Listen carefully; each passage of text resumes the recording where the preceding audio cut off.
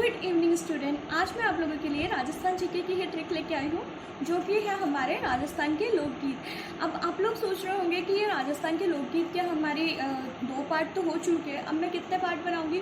तो देखिए फ्रेंड्स, यहाँ हमारे राजस्थान के जो लोकगीत हैं वो हमारे बहुत सारे हैं, तो इतने भी सारे नहीं हैं। एटलीस्ट हमारे 4 या 5 जो पार्ट होगा उसमें ये कंप्लीट हो जाएगा, या ज़्यादा से ज़्यादा 6 पार्ट, इससे ज़्यादा हमारे पार्ट नहीं होंगे। तो देखिए फ्रेंड्स, पर फिर भी आप इनको याद करेंगे तो आप खुद आश्चर्य रह जाएंगे कि ये आप लोगों को आराम से याद हो गए हैं। आप लोग पूरे लोकगीत, राजस्थान के लोकगीत आराम से याद कर सकते हैं। तो देखिए, अगर आपको ये अच्छा लगता है तो आप खुद मुझे कमेंट करके बताइए कि आप लोगों को कैसा लगती है ये ट्रिक, क्योंकि ये मैंने बनाई है अपने तरीके से, मुझे इससे बहुत बेनिफिट हुआ है। अब आप लोग देखिए आप लोगों को कितना बेनिफिट होता है। प्लीज़ इसे लाइक, शेयर एंड सब्सक्राइब जरूर कीजिए एंड बेल आइकन को जरूर दबाइए। Thank you.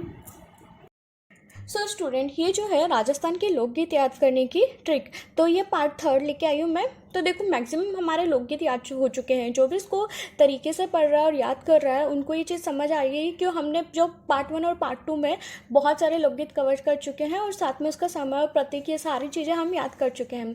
तो जो नेक्स्ट ट्रिक लेके आई हूँ ये भी एक कहानी की तरह ही है। इसको समझना, एक बार पूरी ट्रिक समझा देती हूँ, उसके बाद जो बीच बीच के वर्ड्स कौन कौन से काम में आए उस हिसाब से मैं आप लोगों को समझा देती हूँ। तो सबसे पहले तो मैं यहाँ पर ले रही हूँ कि देखो, मैं एक स्टोरी, सबसे पहले स्टोरी कवर करती हूँ। तो देखो, एक औरत है, वो बोल रही है कि मैं घूमर करके, जैसे घूमर करते हैं ना, घूमर घूमर वैसा वाला, तो मैं घूमर करके गणगौर पूछने गई, वहाँ उसको ऊँट दिखा, है ना। वहाँ ऊँट के गले में गोरबंद था, मतलब जो उसके गले में गोरबंद बांधते हैं वो था।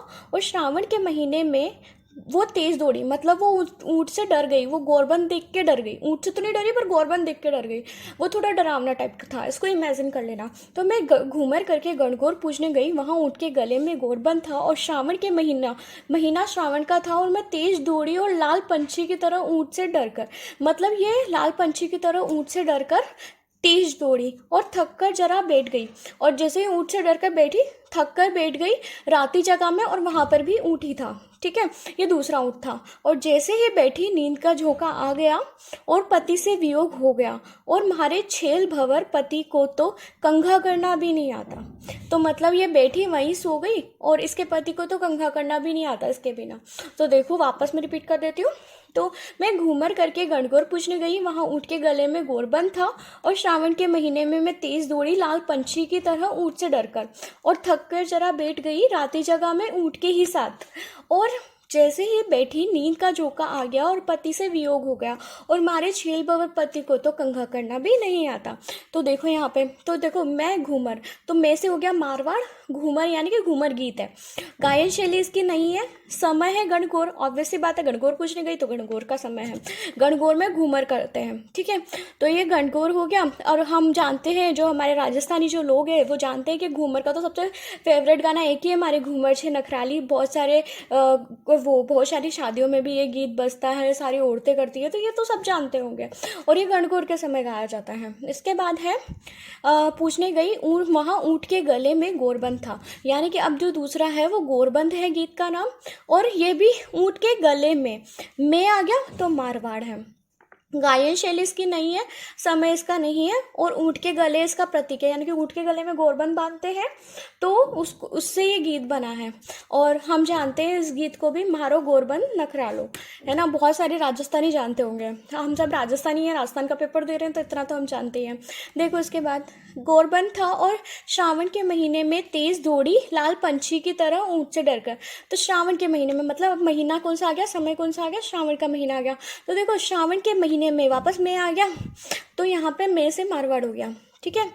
तो मारवाड़ हो गया, तेज डोड़ी यानी कि तीज का त्यौहार हो गया, या सॉरी, गीत का नाम हो गया तीज। तीज गीत का नाम है, मारवाड़ क्षेत्र में है, श्रावण महीने में।